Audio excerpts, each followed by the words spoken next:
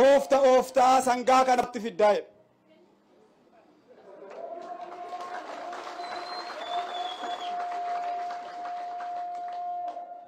Micaa amma deddeebistanii maqaa dhootan kana Marroo seenaa, Jaal Marroo seenaa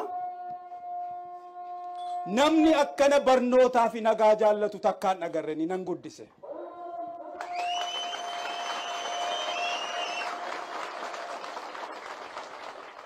Mootummaa Itoophiyaa, mootummaa Abiyyiif mootummaa Lammaatu gurbaa kana bineensa taasise. Ammas araaramuu qabu. Lola fixuun dandeenyetti seenani, lola kana fixuun danda'ani, biyya kana balleessu. Gurbaa kana waliinis warra kaan waliinis taa'anii mari'achuu qabu. Kuni filannoo dura dhumachuu qaba. Micaan kuni nama nagaa jaallatu, nama sammuu qaroo, nama barnoota jaallatu, nama taa'ee danda'a fa'iin teessisee qayyabachiisaa ture.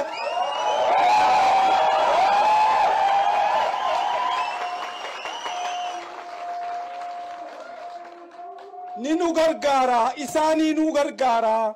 Bosona keessa jiraachuun qabu, dhugaa dhabe dhugaatti deebisanii filannoo dura kun raawwatamuu qaban jedha. Galatooma.